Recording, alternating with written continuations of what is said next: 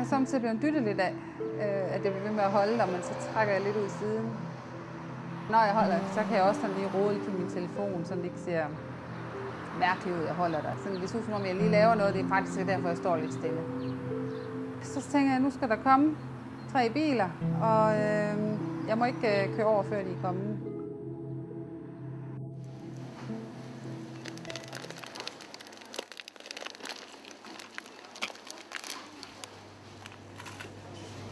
Hvor heldig kan man være? Hvorfor? Fordi det var nummer 3. I rækken, så er der kun 1 og 1.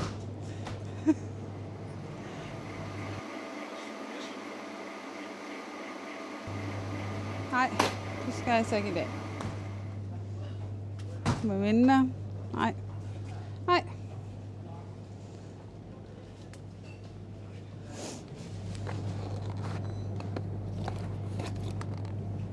Hvorfor skal du ikke have mælk i dag? Fordi der står ikke 3 lige efter hinanden. De står sådan oven på hinanden, og jeg kan ikke komme til at tage nummer 3.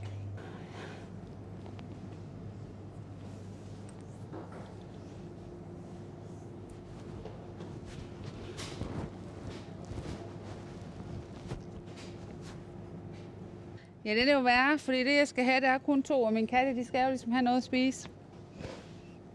Så det er lidt af et problem lige nu. Så jeg er simpelthen nødt til at sige til mig selv, for min kattes skyld, så tager vi nummer 2.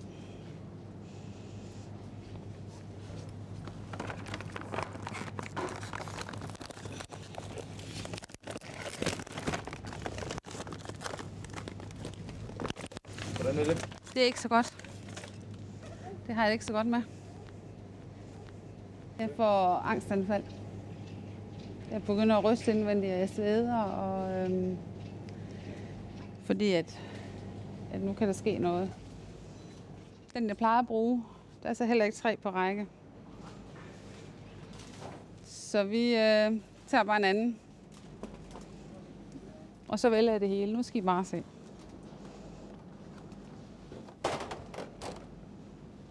Men jeg fik nummer 3. Det skal stå som nummer 3. Eller, altså, der skal være 3, mere end 3. 3 eller mere skal der være. Ellers så dur det ikke. Og jeg må ikke pille ved det. For jeg kunne jo bare skubbe den her hen. Så var der 3. Men det virker forkert. Det giver ikke... det hjælper ikke på det. Så man må samtidig gå på kompromiser, når man er ude at handle. Og så håbe på, at man samtidig har nogen med, der kan tage tingene. Så lige sige, jeg glemte lige. Kan du ikke gå ned og tage? Bare jeg har ryggen til, eller et andet sted i butikken, så er det fint. Det jeg frygter, der sker, det er, at der sker noget med min datter. Hovedsageligt hende er jeg bange for, at hun skal gå hen og dø.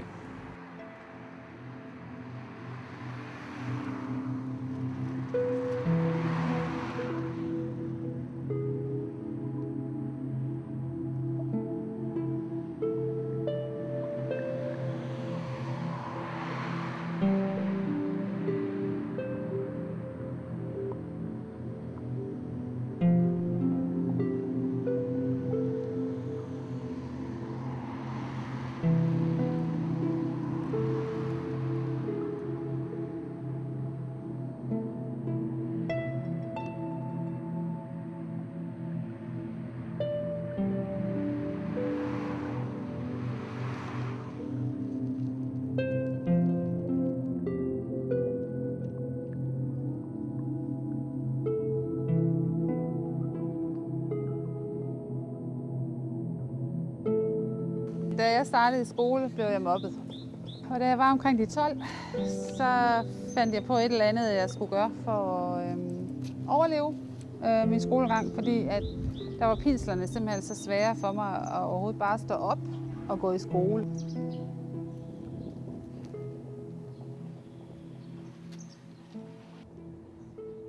Det er mærkeligt at stå her. Det er faktisk lidt grimt. Jeg kan sådan mærke, jeg sad på den der bænk derhen i frikvarteren alene. Hvis ikke jeg låste mig ind på toilettet. Jeg sad faktisk her med min taske og så alle mine kammerater lege. Der var der klatterstativ og sådan noget. Og jeg kunne bare sidde og passe mig selv. Hvis ikke lige jeg havde noget slik i tasken eller noget, jeg kunne købe der med. Så kunne jeg bare sidde her. Det her, det var nemlig pigebænkene. Drengebænkene, de var derhen.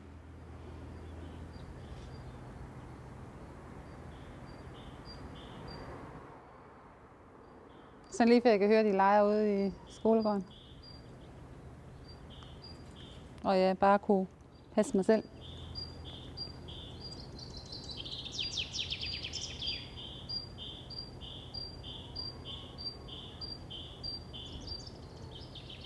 Altså, jeg har så lidt hjertebanken og sådan lidt... der kommer nogle billeder frem, som ikke er så behagelige. Jeg kan egentlig godt forstå, at jeg fik OCD.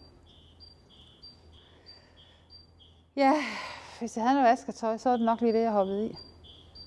Og gik i gang med. Puh, det er mærkeligt.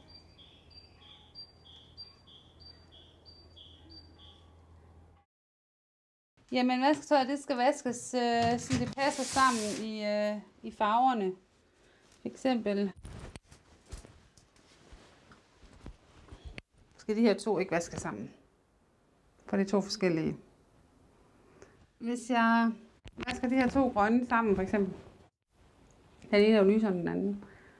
Så vil der ske mit barn noget. Mere noget. Eller en anden i familien, der vil blive syg af kræft, eller dø, eller komme ud for en ulykke, eller ja, alt hvad man nu kan tænke sig af dårligdom. Så det går ikke at vaske dem sammen. Logisk ved jeg jo godt, at det har jo ikke noget med, at der kommer 3 biler forbi, når jeg holder deroppe, om der sker noget med min familie. Men min OCD gør det bare, at jamen, det skal der bare.